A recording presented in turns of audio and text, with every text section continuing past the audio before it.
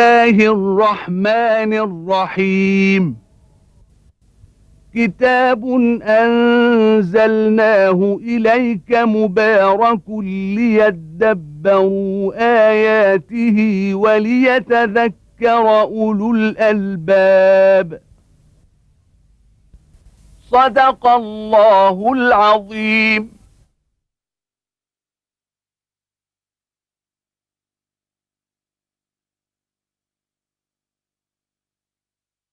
الحمد لله رب العالمين، وأصلي وأسلم على عبد الله ورسول الأمين وعلى آله وأصحابه ومن اهتدى بهديه وعمل بسنته إلى يوم الدين. وبعد، فيقول الله تبارك وتعالى: وإذ قال إبراهيم لأبيه آزر أتتخذ أصناما آلهة إني أراك وقومك في ضلال مبين. وكذلك نري إبراهيم ملكوت السماوات والأرض وليكون من الموقنين.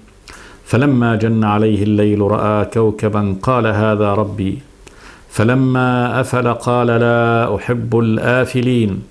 فلما رأى القمر بازغا قال هذا ربي، فلما أفل قال لئن لم يهدني ربي لأكونن من القوم الضالين. فلما رأى الشمس بازغة قال هذا ربي هذا أكبر. فلما أفلت قال يا قوم إني بريء مما تشركون إني وجهت وجهي للذي فطر السماوات والأرض حنيفا وما أنا من المشركين. قلنا في الحلقة الماضية إن الله تبارك وتعالى بعد أن ناقش الكفار في عقائدهم الباطلة وأقام الحجة سبحانه وتعالى عليهم، وظهر لكل ذي عينين أن الله سبحانه وتعالى خالق السماوات والأرض الذي بيده مقادير كل شيء، هو الرب الإله الذي لا إله إلا هو الذي يستحق وحده العبادة، وأن ما يعبدونه من دون الله تبارك وتعالى باطل.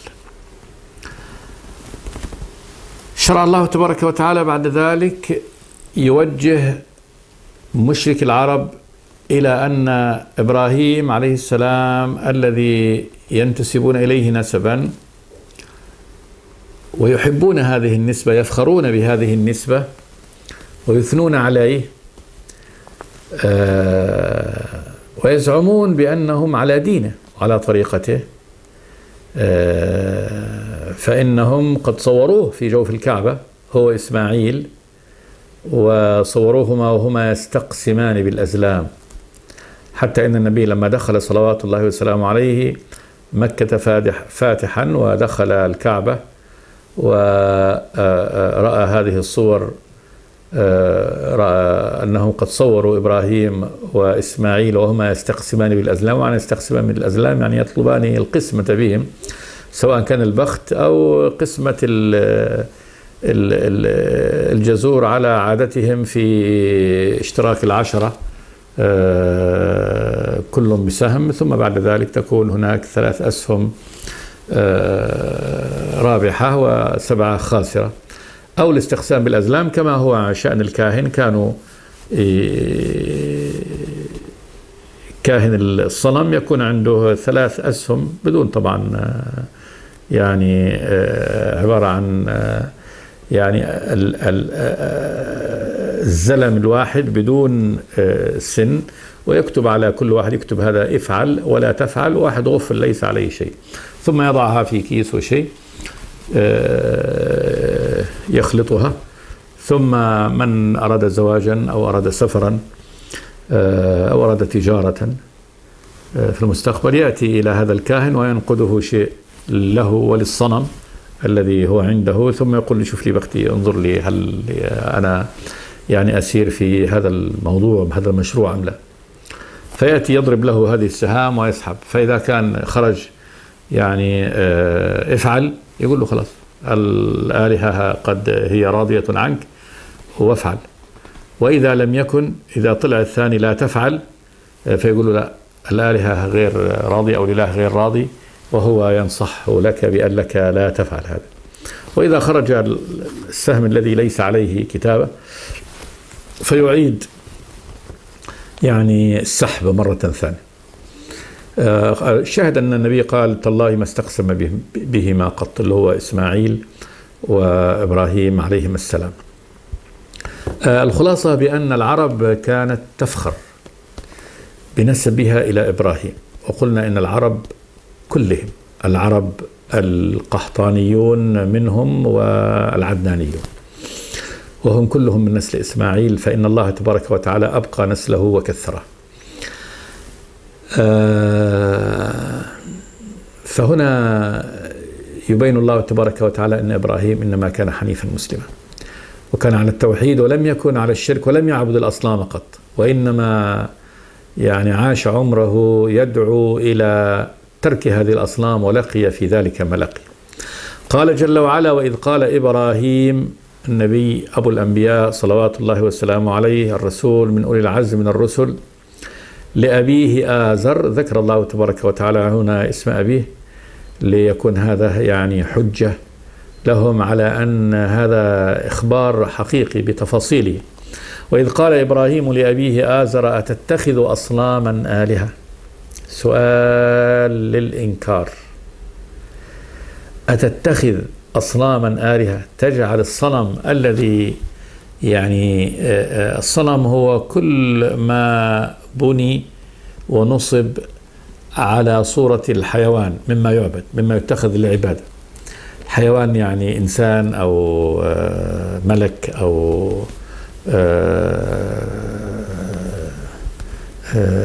حيوان من حيوانات الأرض، صقر أو غيره. والوثن أعم، فالصنم ما كان على صورة يعني شيء حي فيه حياة، والوثن أعم، فالشجرة مثلا إذا عبدت وثن، والحجر إذا عبد، هذه يسمي العرب أوثان. أتتخذ أصناما آلهة؟ تجعل هذا الصنم إله. ومعنى آلهة يعني الإله هو من يستحق العبادة، يعني الإله هو مألوه يعني يعبد، والعبادة أشرف ما يأتيه الإنسان من العمل وأعلاه، لأن فيها ذل وخضوع ورغبة ورهبة وطلب لآخر. فكيف الصنم الذي تصنعه بيديك وأنت المتفضل عليه هو تجعله إلهك الذي تألهه وتعبده وتطلب منه وتخافه وترجوه؟ أتتخذ أصناما آلهة؟ إني أراك وقومك في ضلال مبين. إني إبراهيم يقول لأبيه أراك، رؤية يعني رؤية عقلية، وكذلك رؤية بصرية. وقومك، القوم هم جماعة هؤلاء اللي هو ينتمي إليهم الشخص، اللي يجمعهم قد يجمعهم نسب واحد، دين واحد، لغة واحدة. إني أراك وقومك يعني هؤلاء المشركين في ضلال مبين. الضلال البعد عن الحق، كما نقول ضل الطريق يعني ترك الطريق المستوية الصالحة الموصلة، ويعني تاه في إلى غيره. في ضلال مبين، ضلال معنوي مبين بين واضح لا خفاء فيه. ثم قال جل وعلا: وكذلك نري إبراهيم ملكوت السماوات والأرض وليكون من الموقنين. وكذلك الإشارة هنا قالوا إلى هذا الذي ذكره الله تبارك وتعالى من توجيه الله تبارك وتعالى بصر عبده ورسوله إبراهيم إلى النظر في ملكوت السماوات والأرض، ليصل إلى اليقين بأن مدبر هذا الملكوت إنما هو الله الإله الذي لا إله إلا هو سبحانه وتعالى. وكذلك نري إبراهيم ملكوت السماوات والأرض على هذه الصورة، وليكون من الموقنين. وليكون إبراهيم بعد أن يريه الله تبارك وتعالى يعني ملكوت السماوات والأرض حتى يكون من الموقنين. اليقين هو يعني غاية العلم ونهايته، وذلك بأن الله هو الإله الواحد الذي لا إله إلا هو سبحانه وتعالى. فلما جن عليه الليل رأى كوكبا. كان قوم إبراهيم ممن يعبدون الأصنام، وهذه الأصنام كانت هي تماثيل يتمثلونها لهذه النجوم والكواكب، فكان نظرهم أن هذه النجوم والكواكب التي يرونها إنما هي أعظم الخلق الذي يرونه، وهذا الخلق هو له يعني هذا الخلق طبعا لا يرونه، يرون أنه هو مؤثر، هو خالق ومدبر لشؤون الناس على الأرض. فالقمر يدبر شأن الناس على الأرض، والشمس كذلك، ويرون فيرسمون لهؤلاء، يتخيلون أن هذه له روح القمر وروح الشمس، وينصبون أصنام لهم على الأرض ويعبدونها، يقول هذه روح الأرض أو روح الشمس وأن هذه إذا عبدوها فإنها هي المتصرفة في حياته. وكذلك نري إبراهيم ملكوت السماوات والأرض وليكون من الموقنين، فلما جن عليه الليل رأى كوكبا. جن عليه الليل يعني جاء الليل، وأصل الجنة هي جننا بمعنى ستر، جن عليه الليل يعني ستره الليل وغطى. رأى كوكبا قال هذا ربي. قال هذا ربي ليس على اليقين، وإنما على النظر، يعني بمعنى هذا ربي، يعني بالنسبة على مقالة هؤلاء المشركين والكفار فإنهم يعبدون النجوم. قال جل وعلا فلما أفل قال لا أحب الآفلين. فلما أفل، وأفول النجم هو غروبه وذهابه عن وجه السماء، قال لا أحب الآفلين، بمعنى أن هذا الذي يظهر ويأفل إذن مقهور مربوب، ليس فاعلا باختياره، وإنما هو يفعل فعل فعل من يديره ويقهره غيره. قال جل وعلا فلما رأى القمر بازغا قال هذا ربي. فلما أفل قال لئن لم يهدني ربي لأكونن من القوم الضالين. القمر آية الليل بالنسبة لنا نحن الذين نعيش على هذه الأرض العظمى، فهو أضوأ عندنا من كل النجوم، وأكبر من كل النجوم التي نراها، فإنها نجوم بعيدة، ولذلك القمر بالنسبة لنا هو بالنسبة لنا أكبر من كل النجوم. فلما رأى القمر بازغا قال هذا ربي. فلما أفل قال لئن لم يهدني ربي لأكونن من القوم الضالين. فلما رأى الشمس بازغة، هذا في النهار، قال هذا ربي هذا أكبر. هذا ربي بمعنى أنه خالقي ومتولي شؤوني، هذا أكبر من كل ما يرى من أجرام هذه السماء بالنسبة لساكن الأرض. قال جل وعلا فلما أفلت قال يا قوم إني بريء مما تشركون.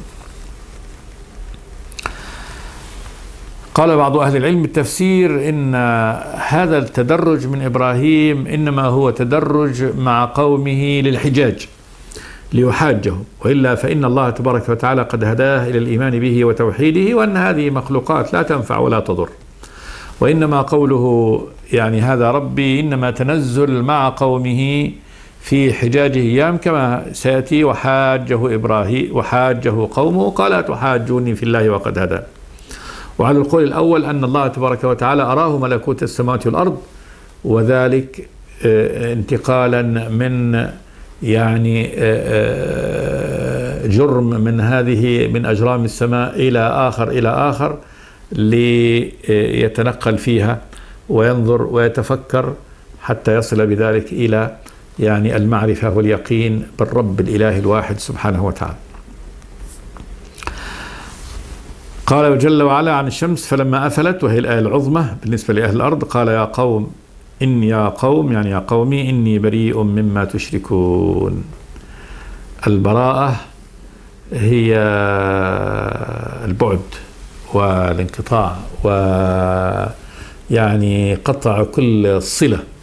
إني بريء مما تشركون، من الذي تشركونه، من هذا الذي تعبدونه. إني وجهت وجهي الذي فطر السماوات والأرض حنيفا وما أنا من المشركين.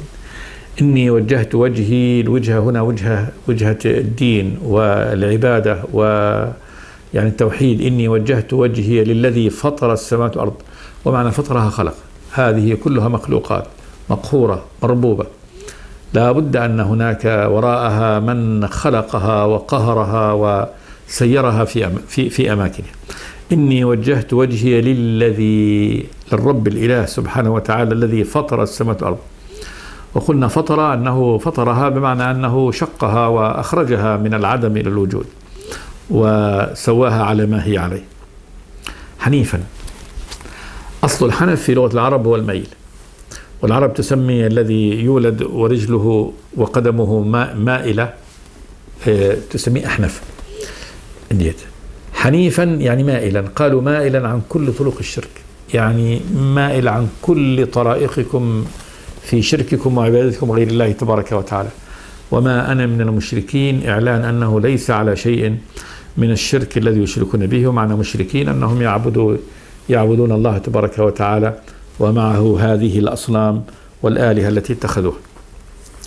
قال جل وعلا: وحاجه قومه. حاجه، الحجاج هو الجدال، كل من الحجة، كل يدلي يعني بحجته، يعني أدلوا بحججهم وهو أدلى بحجته صلى الله عليه وسلم. وحاجه قومه قال: أتحاجوني في الله وقد هدان، يعني تجادلوني في الله، تأتون بحجة لتدحضوا عندي يعني إيماني بالله الواحد سبحانه وتعالى وقد هداني الله تبارك وتعالى إليه. أتحاجوني في الله وقد هدان ولا أخاف ما تشركون به. خوفوه آلهتهم وأنها تصنع وتضر من يسبها ويشتمها أو يبتعد عنها أو لا يعبدها، فقال: ولا أخاف ما تشركون به إلا أن يشاء ربي شيئا. ثم علق الأمر على مشيئة الرب تبارك وتعالى، أنه إن يصبه شيء فإنما لا يصيبه كذلك ما ليس بهؤلاء، وإنما بمشيئة الرب تبارك وتعالى. إلا أن يشاء ربي شيئا، أن يصيبني شيء من الضرر فيكون هذا بمشيئة الله وليس بمشيئة هذه الأصنام. وسع ربي كل شيء علما. وسع ربي كل شيء علما يعني أنه علم كل شيء، وأن علمه قد وسع هذه المخلوقات، بمعنى أنه أحاط بها وهي داخلة كلها في علمه ولا يضيق علمه عن شيء من مخلوقاته سبحانه وتعالى. وسع ربي كل شيء علما أفلا تتذكرون؟ يعني ليس عندكم عقول تتذكرون بها؟ والتذكر عملية، أعمال فكر من أجل يعني استحضار هذه المعاني. أفلا تتذكرون؟ وكيف أخاف ما أشركتم؟ سؤال للاستنكار. وكيف أخاف ما أشركتم ولا تخافون أنكم أشركتم بالله ما لم ينزل به عليكم سلطانا؟ أنا أخاف هذه الآلهة التي لا تنفع وتضر، وأنتم لا تخافون الإله الواحد الأحد سبحانه وتعالى الذي له ملك السماوات والأرض. وكيف أخاف ما أشركتم من آلهة باطلة لا نفع لها ولا ضرر منها، ولا تخافون أنتم أنكم أشركتم بالله. الله سبحانه وتعالى، عندما يقال الله فإن هذا الاسم الأعظم الذي يعني يندرج تحته أسماء الله تبارك وتعالى وصفاته العظمى، الله. ولا تخافون أنكم أشركتم بالله ما لم ينزل به عليكم سلطان.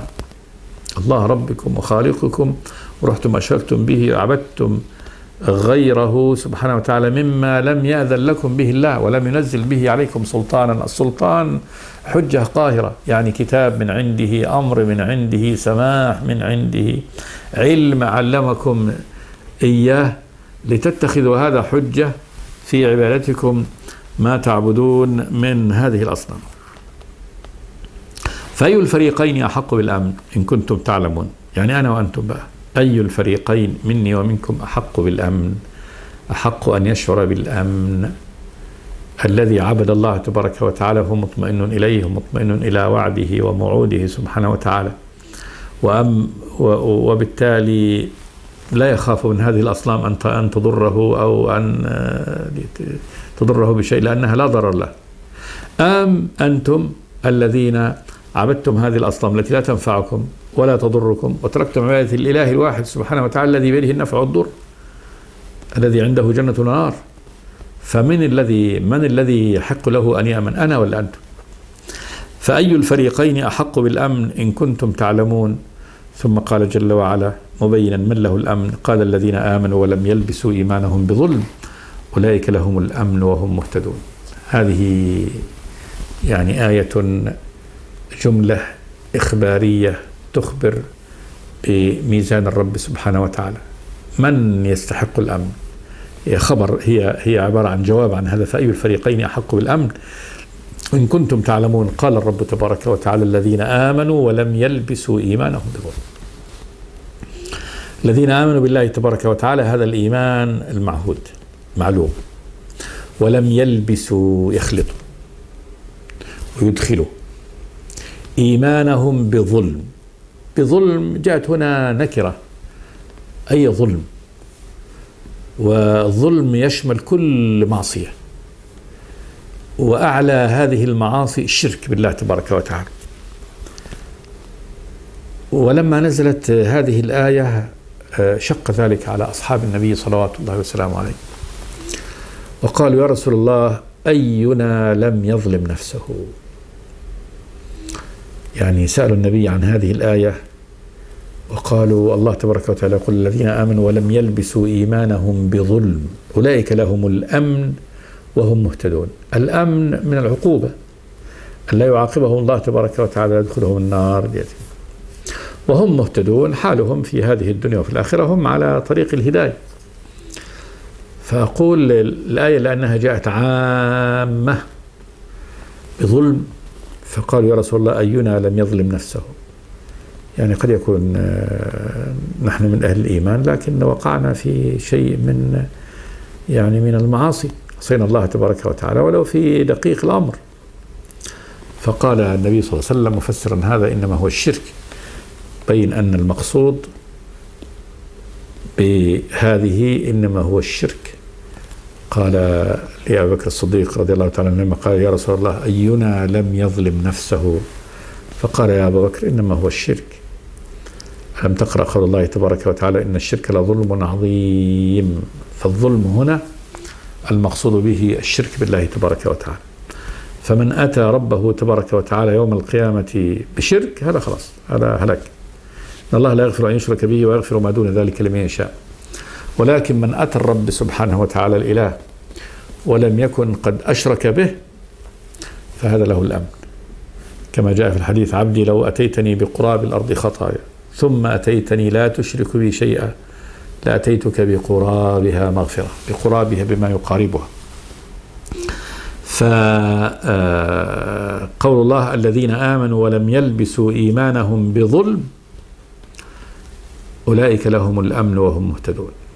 فمن أتى الله تبارك وتعالى مؤمنا به موحدا لم يكن مشركا فهذا الله تبارك وتعالى أعطاه الأمن، الأمن من عقوبة الرب تبارك وتعالى، وهم مهتدون على طريق الهداية.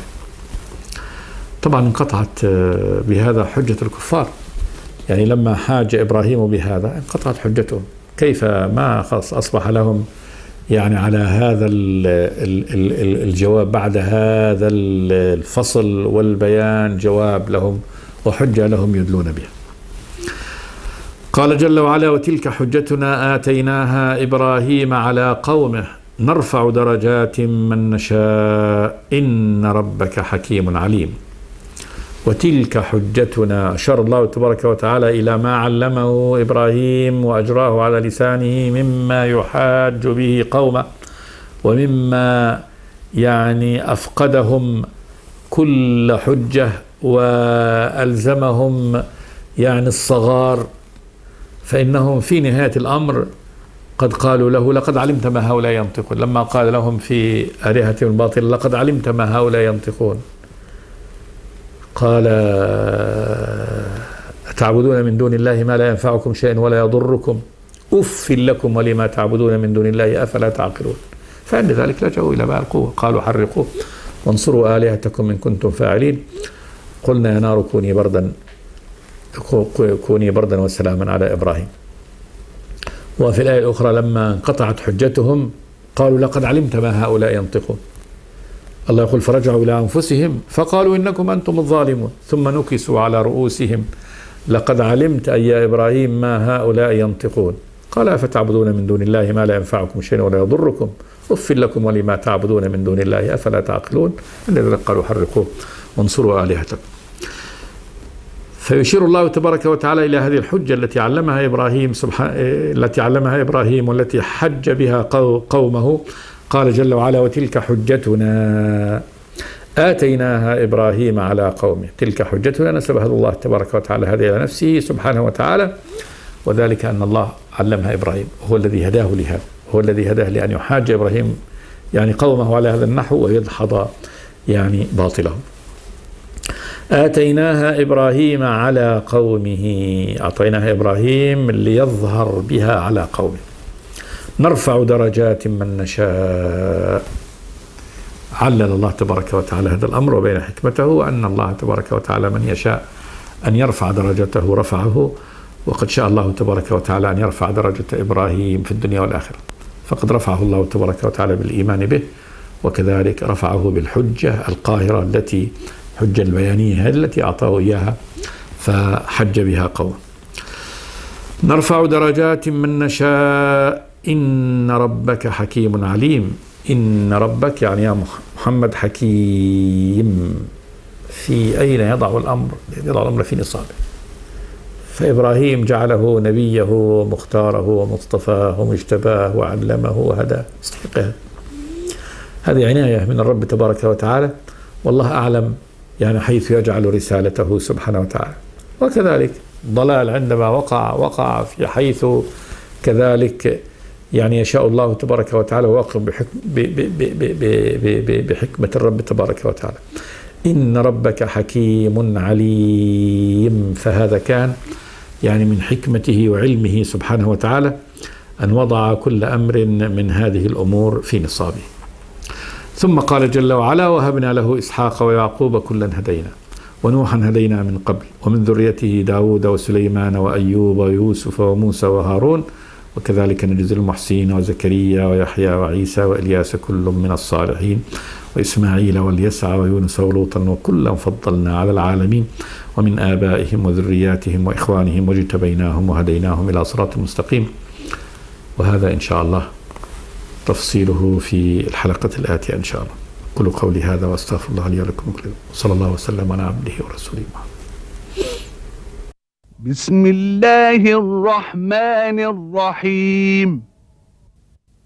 كتاب أنزلناه إليك مبارك ليدبروا آياته وليتذكر أولو الألباب. صدق الله العظيم.